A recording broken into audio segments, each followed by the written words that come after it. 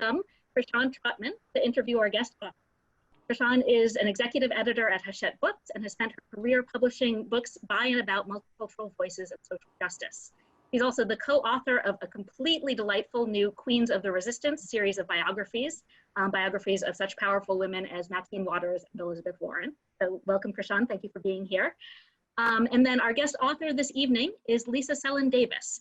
She is originally from right here in Saratoga Springs, New York, and she's been a truly great friend to the Northshire bookstore really since our Saratoga store opened 7 years ago. And I think possibly even before that with trips to Manchester. She is the author of the young adult novel Lost Stars and is an essayist and journalist who has written for major publications, including the New York Times, the Wall Street Journal, The Guardian, and many, many others. And she's with us tonight to celebrate the release just yesterday of her book, Tomboy. Please join me in welcoming her. Thank you. Well, hello, Lisa.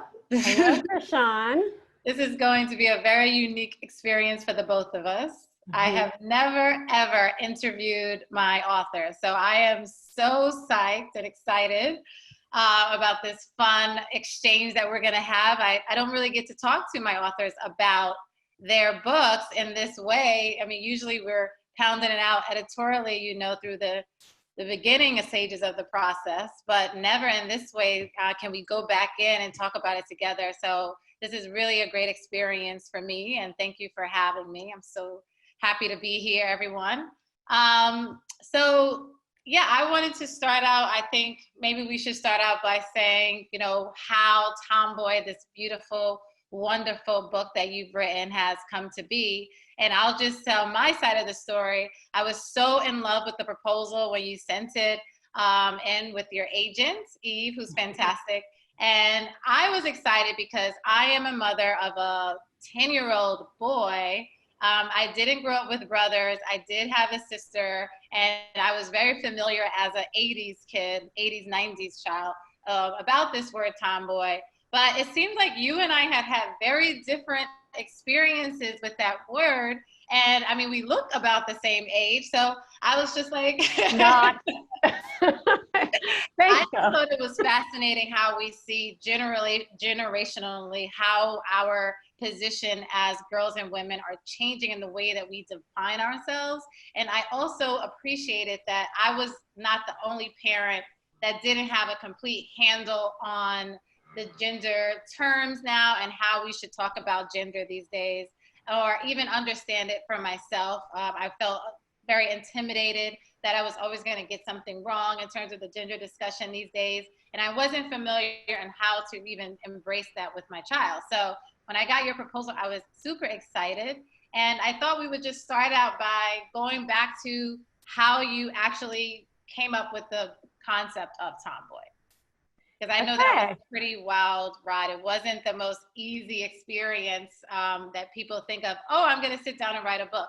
Right. You have been through a lot in processing and developing this idea. Yeah, and it wasn't exactly linear either.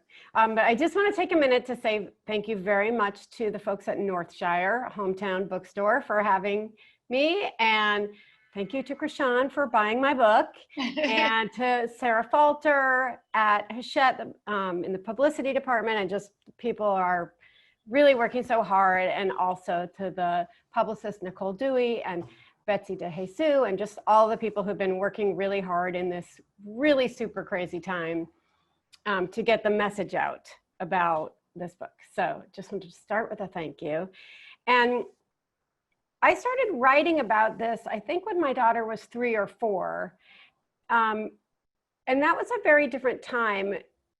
Before either people were talking much about whether or not you should be writing about your children on the internet, and also trans kids were not at all a subject in the media.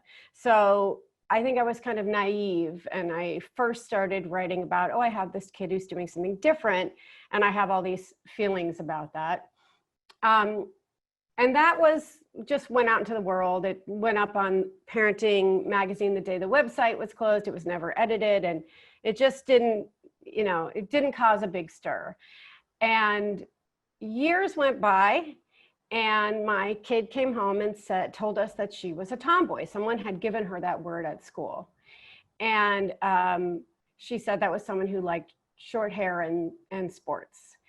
And in all the time that we'd been watching her kind of veer away from more traditional patterns of gendered play and clothes and all that, that word had never come up. And it was that moment where I was like, oh yeah, we use that word all the time when I was little. Those kids were the stars of all the TV shows I watched. And I have pictures of my friends and I, who were not particularly tomboyish, with, you know, short hair and little sports shorts with white piping and, you know, striped t-shirts, all 100% unisex or really boys' clothes. And what happened to that? When I looked around, my kid was pretty much the only one like that. So the beginning was noticing that. And the next part of that experience, though, was people very, very kindly asking, you know, does she want to change in the boys' locker room? Does she want a new pronoun? Does she just like really trying to accommodate her, but for things she hadn't asked for? And I was so touched for a long time and felt like this is wonderful progress and we're learning so much. But I was also kind of like, when you ask over and over and over again, the same people, the adults who knew her well, who seemed to be expressing a kind of skepticism that a girl could have short hair and play with lots of boys and girls and still identify as a girl. So the combination of those things was also very interesting. And then I wrote about that in the New York Times. Once again, invoking my naivete because I didn't know I was stepping into a massive culture war about even what the word girl means. Is that a social category or is it a biological category, and who gets to claim it? And so there was at first there was a big well of support, and I was like, oh, this is great. Lots of people feel kind of seen by what I've written, which is one of the major points of writing. And then there was a big backlash and a lot of threats and a lot of think pieces with my name in the title. I just hadn't experienced it before. Wow. And I hadn't experienced cancel culture, and I hadn't experienced kind of that kind of public pushback. Yeah. So after recovering from it enough to be able to look through it, all right, like what is upsetting people? I am not interested in making life any harder for trans people. I'm not interested in blaming trans people, but people are telling me I don't understand these basic concepts of gender and that I haven't considered the trans perspective. So from there, I tried to interview some people who had written things about what I'd gotten wrong, and I wrote to them and said, let's get together and you can tell me to my face rather than on Twitter, wow, what you think I need to know. And some really wonderful people complied and did that. So it was really those two things together, those disparate experiences that I wanted to synthesize into one big, complicated book. And did you know you wanted to write a book about it, or were you initially just exploring because you wanted to understand your daughter more? I think I'm always looking for the book idea, always wanted to write. I've written hundreds and hundreds of articles, and I've started a lot of nonfiction proposals that I haven't finished. And I did start this and stop it a whole bunch of times. Yeah. I think whenever I get a book idea, there are about 36 hours where I think this is so brilliant and I'm so psyched about it, and I keep taking notes and I'm typing into my phone or anywhere I can on a piece of paper, and then I have all of these different notes. I'm like, this idea is great. And then hour 37, I'm like, I don't know. And by hour 48, I'm like, this is not a book, you know? Yeah. Well, you and I went through a little bit of that, right? And I'll explain what I mean by that later, because this is our own inside joke stuff that we like to keep talking about because it tickles us. But what was it, how did you feel one part of our discussion was really, are you the right person to write this book? Because of the response you got from the LGBTQ community. And so once you started sort of talking to people and interviewing people and deciding, hey, this would be a good book for me, how did you feel that you were approaching this subject as a cisgender woman with integrity, and why did you feel confident that this was a book for you to write? You and I sort of explored a lot of that, and we'll get in deeper. But initially, like, how did you feel confident in that you were the right person to write this book? Like, well, it's interesting being a writer in the era of the Own Stories movement, because if I want to only write about my social category, that's like atheist, Jewish, lefty white chicks. This is just like not that interesting. That's how I was kind of raised. So as an essayist, as a journalist, as a fiction writer, I want to explore other worlds and points of view. That's what's interesting about it. And that's like the privilege of being a writer, is to be constantly learning and just being able to empathize with people who are different.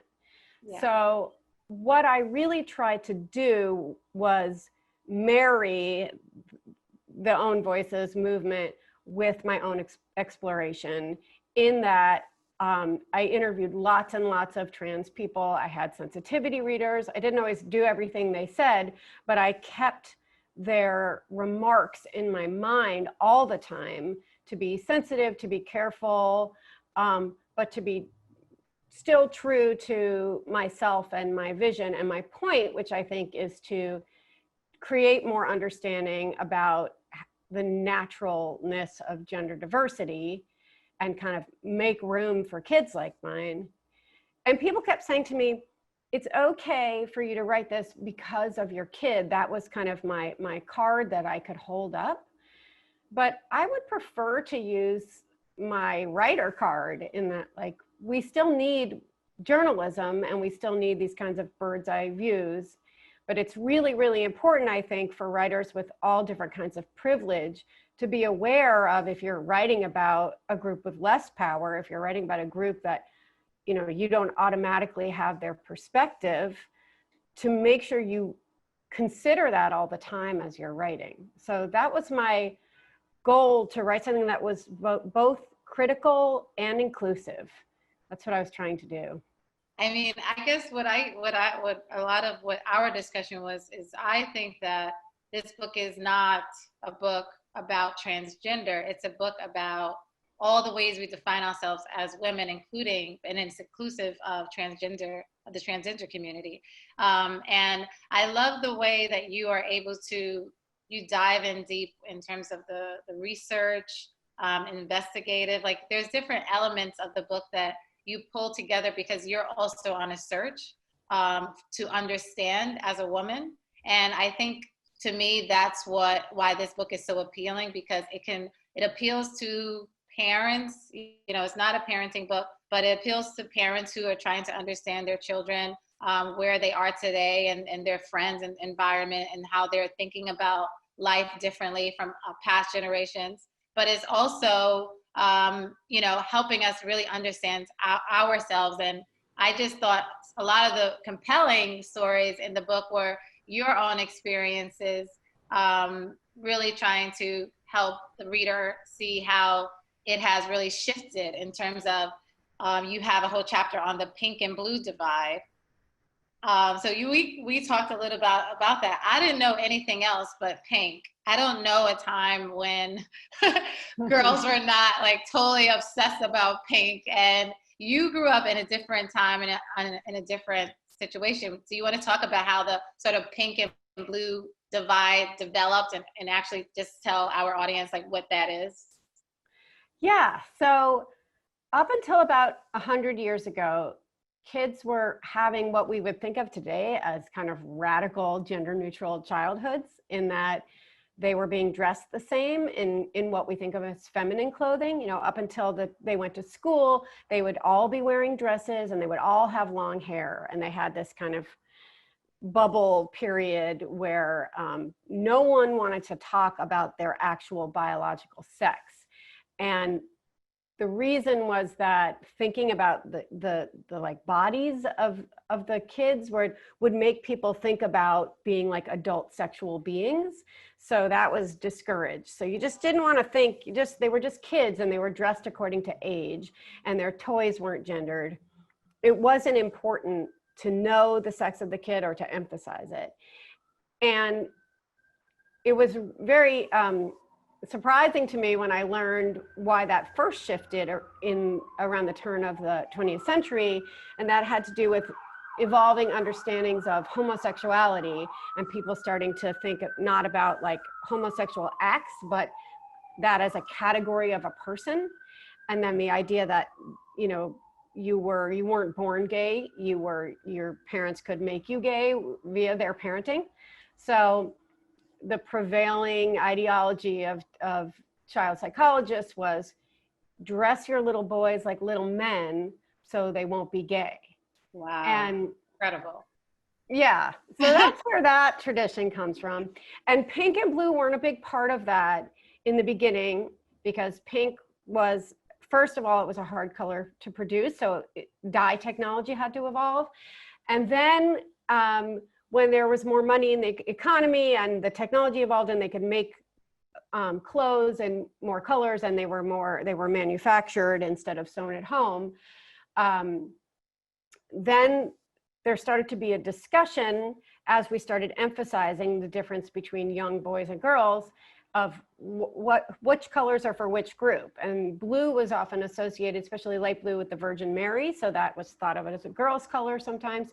And pink was a version of red, which is masculine. So that was thought of as a boy's color. And that was debated for really a couple of decades until one theory is that Mamie Eisenhower, who was so into pink as the first lady, and there are these 1950s pink bathrooms, so pink tiles with the black, trim that are called Mamie pink bathrooms. And so it just really started to be associated with women. And then that became sort of part of women's identity, that pink was for girls. Wow, that's incredible. So where does the idea of, if pink was, where did the idea of a sissy start developing? That's another chapter in the book that you talk about not only did the girls have to transform the boys if they were becoming the little men, what were the boys who were not fitting into that square, little man box? What were people in this? Yeah, so in the beginning, when tomboy was first applied to girls, it was an insult because it meant a girl who was acting like a boy in a bad way. And eventually it came to be kind of a term of pride. And there were various periods from the 19th century and then again in the 1970s where there was pretty active encouragement to make girls into tomboys and to make sure they knew that they could have access to boys' worlds. And a great example of that is in some of the 1970s Sears catalogs. They had these boys to girls sizes conversion charts so that any girl could shop in the boys section. But there was never a girls to boys size conversion chart. There was never any message in the culture of, oh, and also boys, you can have access to what's on that side. And that was from the very beginning. And there's never been a term of pride equivalent to tomboy on the other side. There is no nice word for a boy who likes girl stuff. Wow.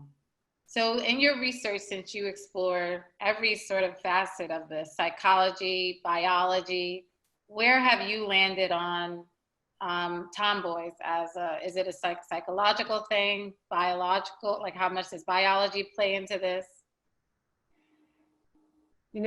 What I didn't realize for a long time, and maybe maybe not even until quite recently, was how much debate there is over the word gender itself and what it means and what it means to different people and what it's meant at different times.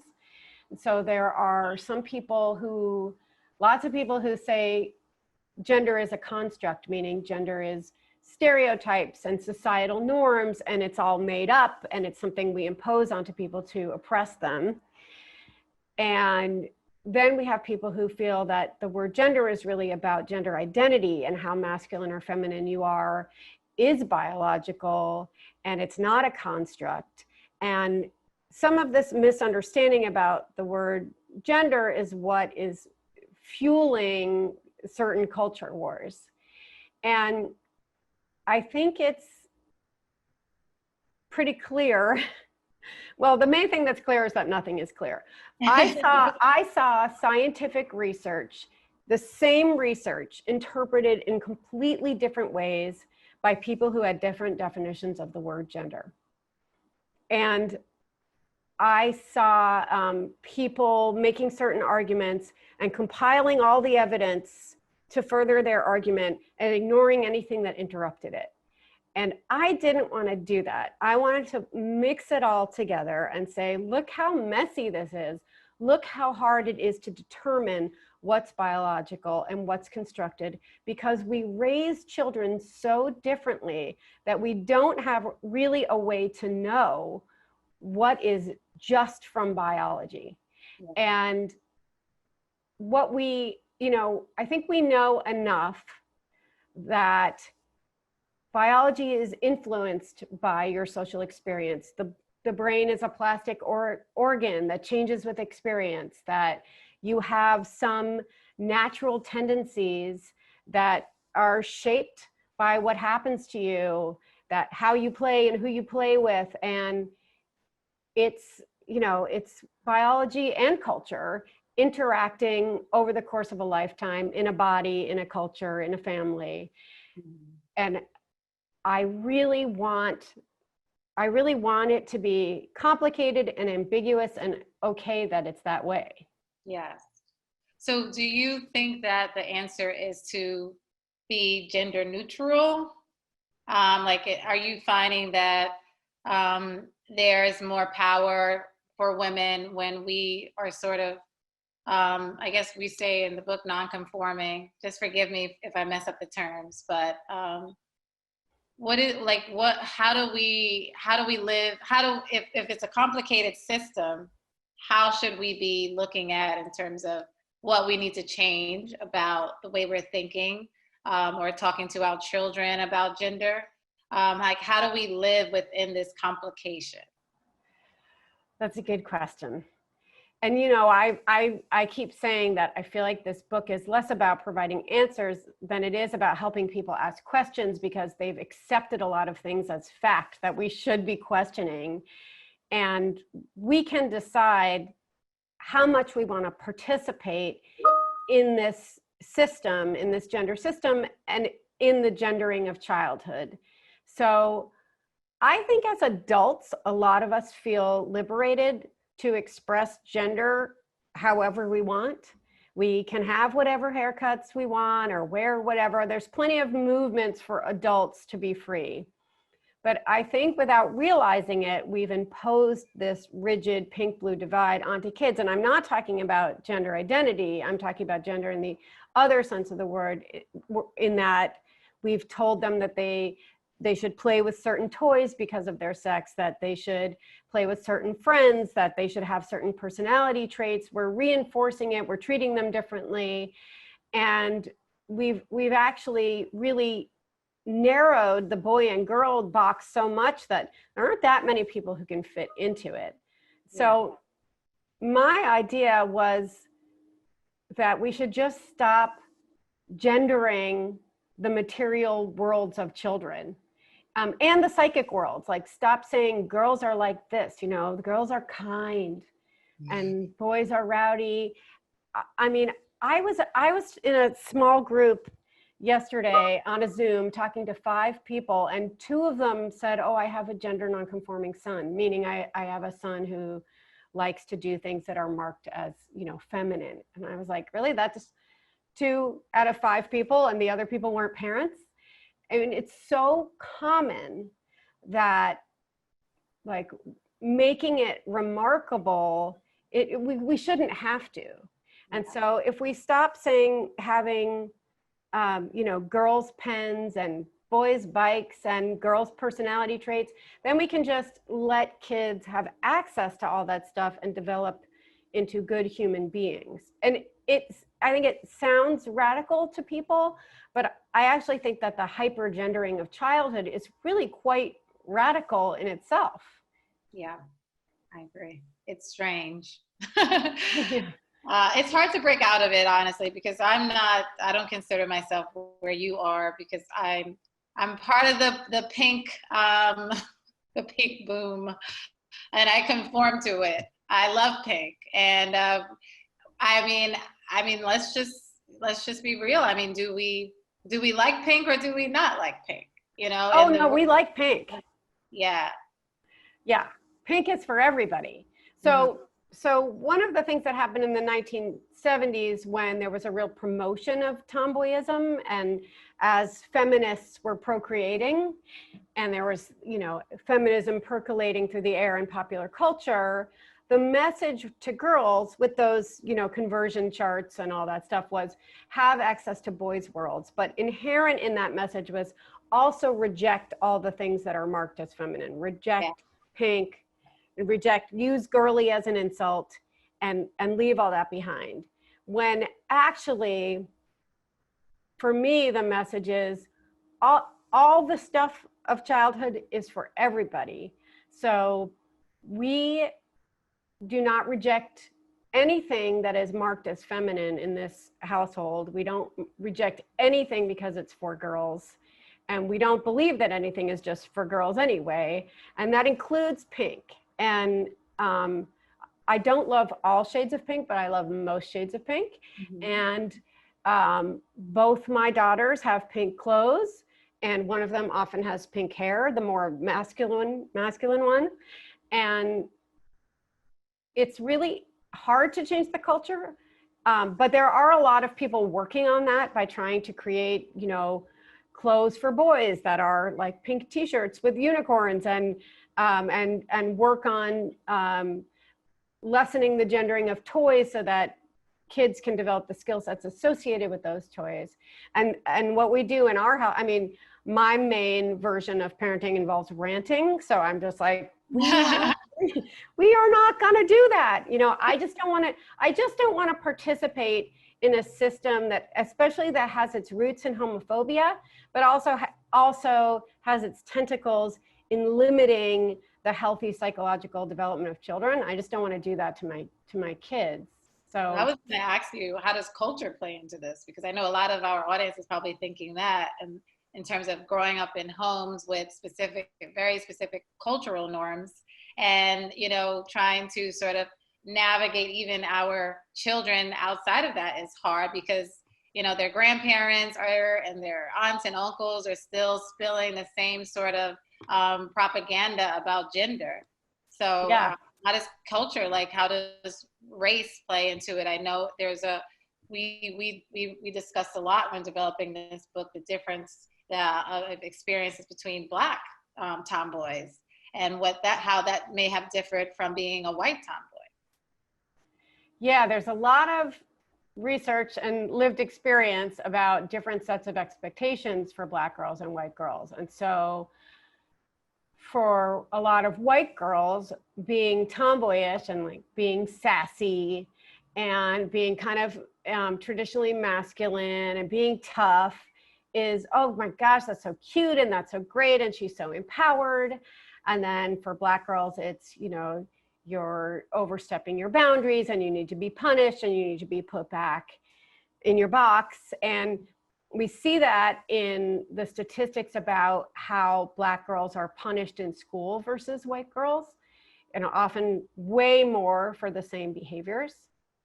And tomboyism has really, all kinds of women have claimed the mantle of tomboy from all over the world. It's in many, many languages, many cultures, but in America, it has been very stitched to whiteness, and it didn't even appear in the press related to Black girls until the 1950s when sports were desegregated.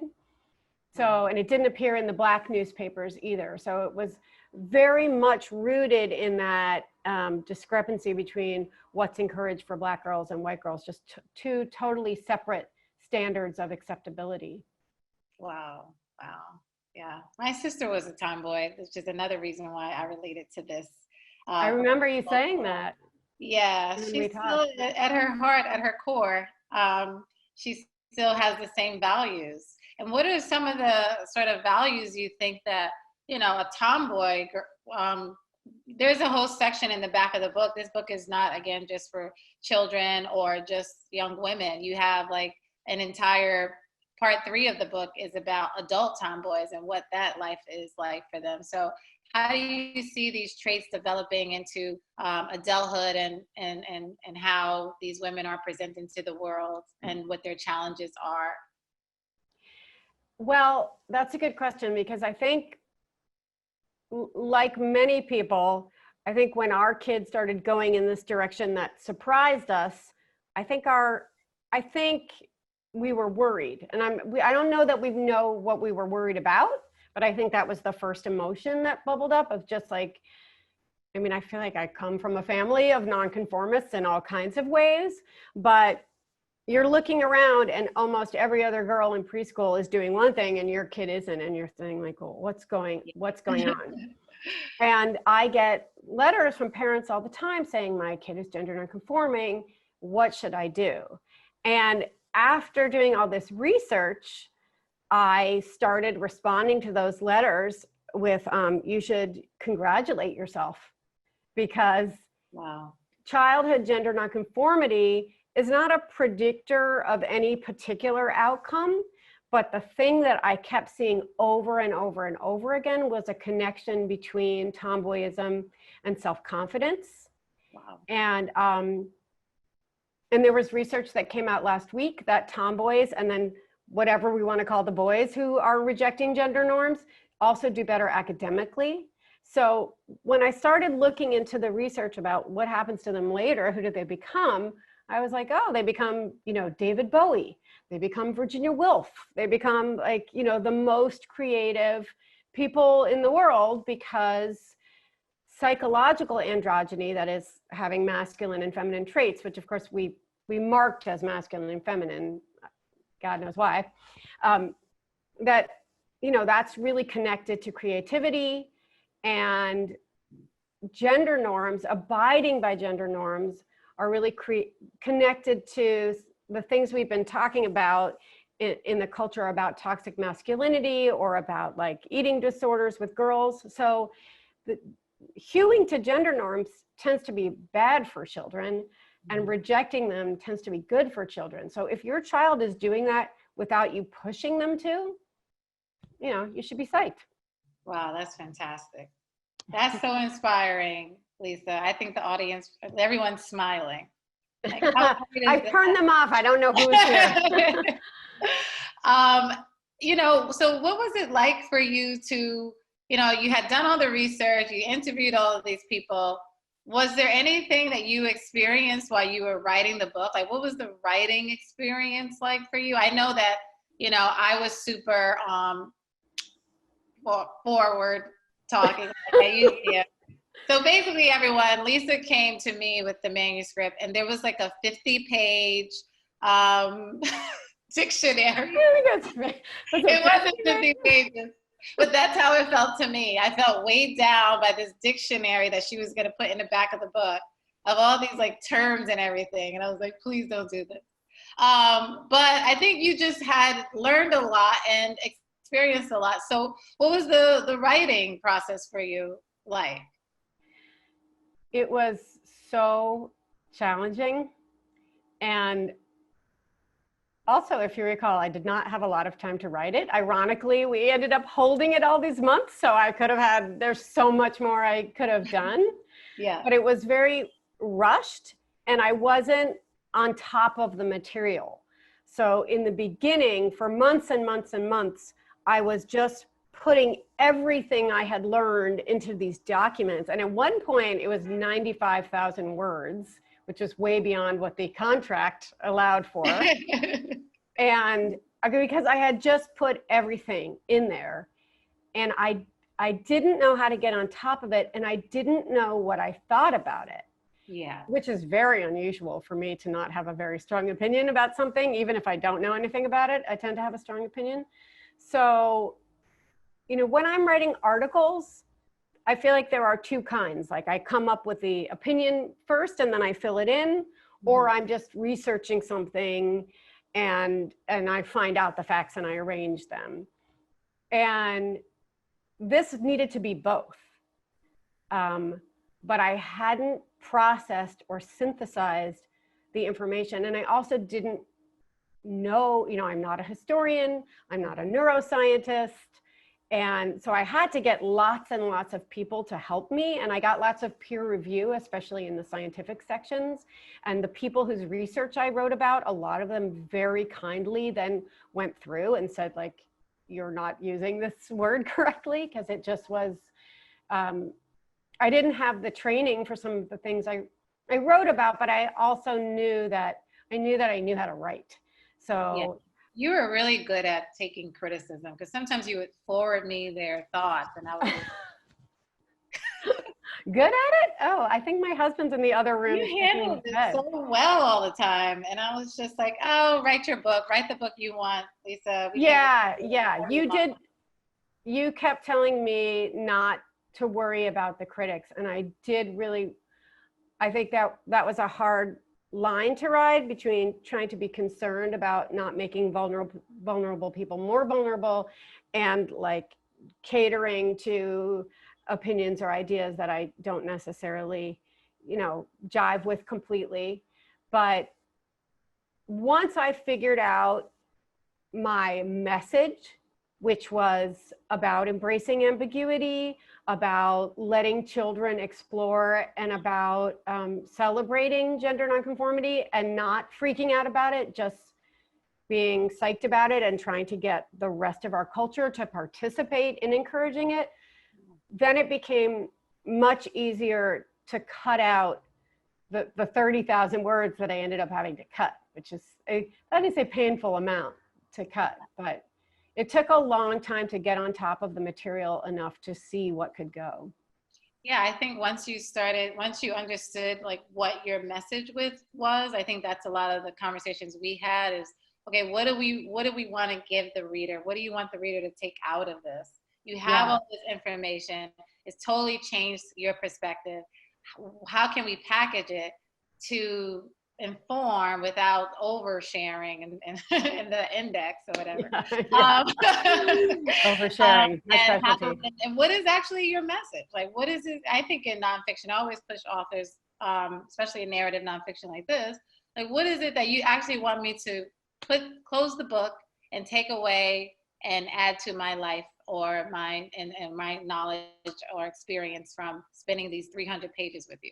So I think you really nailed that. And I think it's just so inspirational to hear you talk about the book. And you got a starred review in trade publications.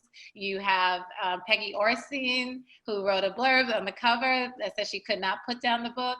And you managed to create this really unusual, compelling, deep dive into gender that I think is, I just really congratulate you on, because it's complex, like you said, and you had to package it in a way that was accessible and understandable, but also allowing us to celebrate our transitions and transformations and how we think about gender, and not sort of like beat each other up, and like what you were saying with cancel culture. I think your book allows more of a discussion and understanding that we don't have everything figured out. And that's how we move forward. That's the best way to move forward, as to continue to educate ourselves. Well, thank you. That's what I want to happen, for sure. Yeah. And I wanted to open up the floor for our audience who has really been, giving me some great energy on this virtual space. So I feel really great about this. It's really fun. This has been amazing. Oh, sorry to jump in, but audience members, if you have questions, you should go ahead and type them into the chat. Just a reminder and new information for those of you who joined us late, this event is being recorded for partial later broadcast on C-SPAN. So if you want to be part of the recording, you would need to be unmuted and ask your question yourself. You can send a message to myself or to David, who's here as well, and we can let you know when it's your turn to unmute if you want to do that. But if you don't want to be part of the recording, you can just use the chat. And while we're waiting for audience questions, if it's okay, I would love to jump in with one of my own. Yeah. Lisa, you and I think, are pretty much of an age. I also grew up in that very gender neutral, raised by feminists, child of the 70s and 80s world, and then also had children in the mid 2006 was when my eldest was born, and was really shocked by how much had changed, especially at a time when, sort of in the culture that I was percolating in, I was becoming much more aware of people who are non-binary, of a much more fluid idea of gender, and then to find roles for my children so much more codified than what I had experienced. And I wondered if you have any sense of why that change happened in the culture between 1980 and 2006. Yeah, I think it's invisible to a lot of us unless we, like, sometimes some people who are our age, they go to buy like a bike for their kid and they say, oh, I don't remember. I feel like I just had like a bike and there wasn't a pink big wheel and a yellow one. And you just have this vague sense of it, but you don't know what happened. And, it started very slowly with what I talked about with the kind of homophobia that led us to try to separate kids 100 years ago. And then it goes in all these like really interesting waves that are connected to all kinds of cultural events, changes in the economy, in war, in when men go off to war and women step into their roles and then get a feminist sensibility and raise their daughters differently and then have to be pushed back into their boxes by men when they come back to assume their roles. And in the book, I lay out various ways that happened, but the big change that we see is that in the 80s, so after this kind of feminist 70s tomboy heyday, we go into the 80s and we have declining birth rates and we need to sell more stuff. And we also have a feminist backlash, which has been chronicled by Susan Faludi. So those two things, and we also have things like prenatal testing. There are all of these small cultural shifts that come together, and marketers find that if they make pink and blue versions of things, and if you can't possibly give a boy a pink version, then they can sell twice as many of those things. So it basically just comes down to capitalism, and it proves to be so effective that as the years go on, it happens to more and more items. And then it leaks out into everything until you get to, I talk in the book about 2012 when Lego Friends is introduced. And there's nothing wrong with Lego Friends, except that it's basically, it's girl Legos, but they're basically dollhouses. They're not really construction toys that develop spatial skills. But they sold really, really well. So it really comes down to marketers can make lots and lots of money from this, but it really isn't very good for children. Wow. I too have a question that kind of follows on that. When I was I'm still raising my children. My wife and I have a joke whenever we were in a toy store, like, this is the aisle of unnecessarily gendered products. Yeah. What kind of, hope do we have? What do you see going forward? Do you see more of the same, or are changes happening? Or what can we do as consumers? Well, that's a great question. I do see changes happening. There's a group in England called Let Toys Be Toys, which really advocates for not gendering children's toys. The International Toy Association stopped a couple of years ago having Boys Toy of the Year and Girls Toy of the Year awards. And there are lots of clothing companies that are making more like pink shirts for boys. So there are changes in the marketplace, and you can participate in demanding those changes, and then do the thing where you rant in your living room about not, just not participate in it. I think there's very little awareness of what happened. So to most of us, this change is invisible. So we didn't even know it was something that we could or should object to. But the research about gender norms and when they're reinforced in toys and in personality traits and the way that we impose gender onto children, it's so clear, not only that it's bad for kids, but that showing children counter stereotypical images works really well. I mean, psychologists have done a lot of work to show, like, if you have, Lego friends with boys on the package, boys will want to play with them. It's actually not that hard to make these cultural shifts. Well, that just brings me to our discussion about the book cover. Oh boy. This book cover is a beautiful book cover, but it was really much harder to get to than I thought it was going to be. I think, I was like, we have a great title, Tomboy. Like it's going to be so easy to create such a cool cover with that term on it. But it was really difficult. And I wrote an article for our newsletter at Hachette Book Group this week about the cover, Lisa, because we had a lot to think about. Like, what symbol would we want to put on the cover to communicate this message?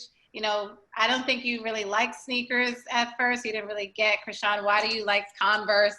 My position was everyone has Converse. Everyone loves Converse. And then we had to think about the color. And I think you were open to like maybe a pink and blue cover. Then we wind up with this yellow cover. So what was your what are your thoughts on, to me, that was our experience together with even just packaging and marketing, the message that you were giving. Yeah. One of the things you and I recently talked about was how I should just listen to you more often. So I was resistant to the cover, which is pretty common, I think, for authors. And we had this discussion where you felt like the way to market this book was about nostalgia, and like how many grown women, up to 75% of women will say that they were a tomboy when they were growing up. I have probably they weren't that much, but that's their memory. And so you really wanted to tap into that. And I was like, oh, when I talk to these people, they always talk about physical strength. And they always, they talk about the story I heard most commonly was about the day the tomboys, the day their mom sat them down and told them they had to start wearing a shirt because they were running around shirtless. And this was the moment that changed everything for them, where they didn't have this power anymore to decide how they were perceived. And a lot of them had been like very physical and running through the fields and throwing balls and climbing trees.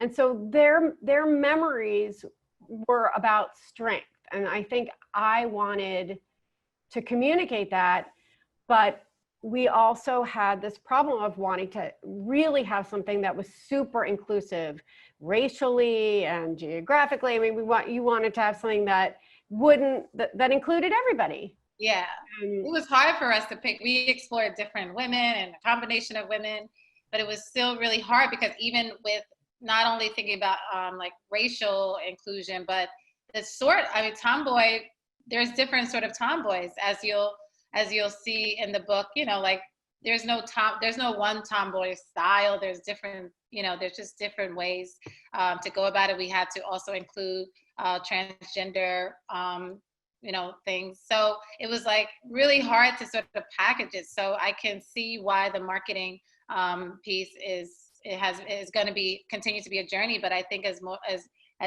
wonderful writers like you and journalists can continue to make us aware as consumers, then it could possibly change and get better. Someone asked in the audience, do you have a favorite tomboy from history who inspires you?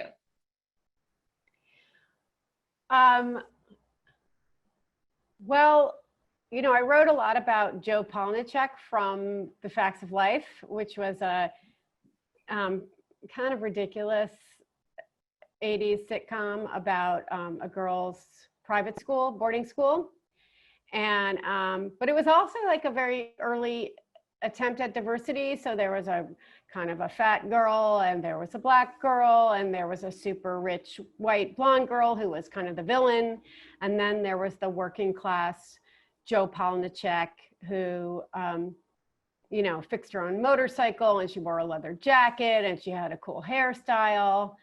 And I think a lot of those images in the 70s and early 80s of tomboys, like a lot of girls, all kinds of girls liked them, whether they were tomboys themselves or not.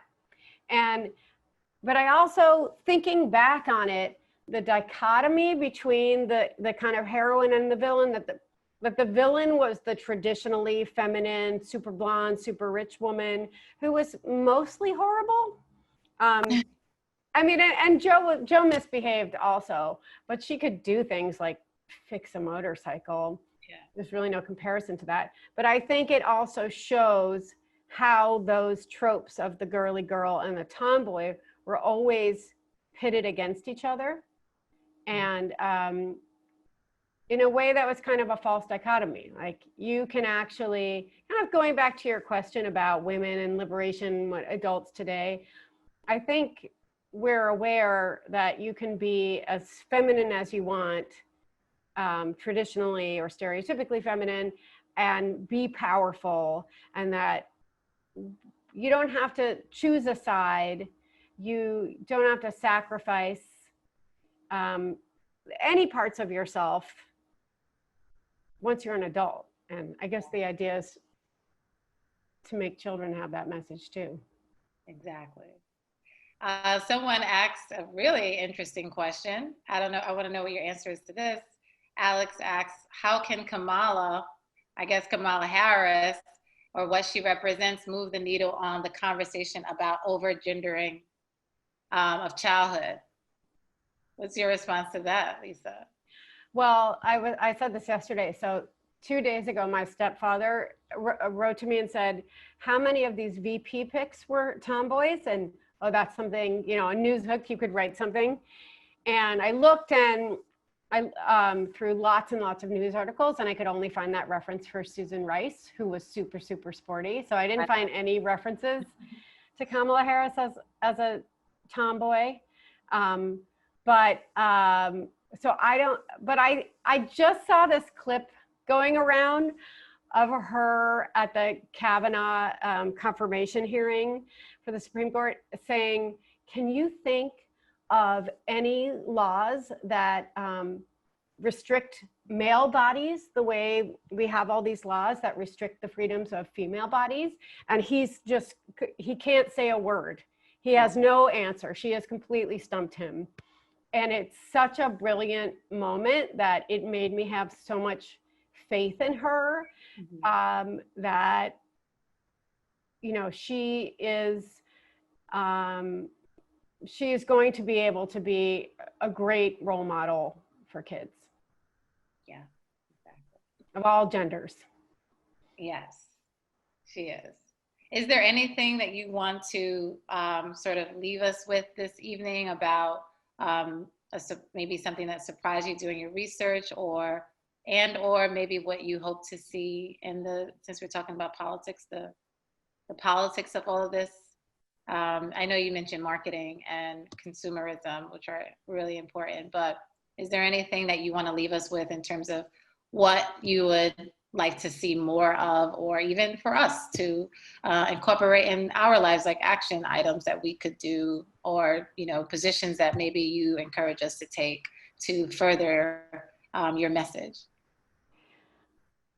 I think my hopes and dreams for our nation probably sound kind of silly, but you know, what I would like is for all children to study philosophy and to study how knowledge is acquired, and to understand that people have different and competing belief systems, and that there's a way to acknowledge that without it being threatening, if we can stop being so focused on proving people wrong that we can't listen to and learn from them. And I don't know, you know, I'm terrified of cancel culture, and it has affected me and my writing. But I've also been thinking that sometimes having to not talk, I mean, there are many people in my life who are psyched that when I talk less, so has forced me to listen to these other perspectives, partly because I'm afraid of them, and that part isn't good, and yet it really is important for me to try to understand the world from these different perspectives. But it's really hard to do that when you're being attacked. Who can, you know, take in complex information when they feel threatened? It's not a thing. So that's why I wish the focus was on, not on who's right, but who benefits and who gets limited and who gets liberated from these competing belief systems, and how do we make room for these different ways of being in the world. And my goal was really to remind people that there are kids like this. They may grow up to be lesbians, they may grow up to be trans, they may grow up to be weirdly like super conforming, feminine, cis, straight women. For many of them, they're still exploring and figuring it out. And the more space we can give them to do that, the more chance they have of figuring out their authentic identities. And so it's really hard to create space when we're screaming at and threatening each other. So yes. I think that's my message. My message is make sure you get your copy of Tomboy. Spoken like a true editor. That is brilliant, and I promise you it is a very engaging page-turning read, as we have seen from our reviews and from the other great author blurbs that we have here. But I really enjoyed working with you on this, Lisa, and you have continued to inspire me to think differently, and also to try to get more comfortable in speaking out on, you know, on this topic in a way that, you know, without being afraid that I'm going to get it wrong. Like I've learned a lot from the book, and I do feel that it's helping Blue, my son, in terms of the conversations we have about gender as a boy. And I just want to thank you so much for all the work you've done, all the courage it took for you to write this book. And it's been a very exciting launch. And I'm just so happy the way we're coming to see the word spread, and all the ways that we are seeing everyone fully embrace this message is very exciting. Thank you so much, Krishan. I really appreciate it. Yes, thank you, both of you. This has been fascinating and wonderful. And I could stay here all night, but I guess I can't stay here all night. I know we all have places to get to. There was a question in the chat asking if you're interested in giving talks to universities about your book. And I suggested that person should send me an email and I'll forward it on to you. So, and I shared my the Northshire events at northshire.com. So email me there and I will pass it on to Lisa. Lisa, thank you so much. Krishan, thank you so much. This was fascinating. We had a wonderful time. Thank you everyone for being here in the audience this evening. We will be back here tomorrow night for a book on the future of America. Who knows what it is? 2030 by Wharton Professor Mauro Guillen. So please come on back. We'll see you then. And thanks everyone for being here. Thank you. See ya.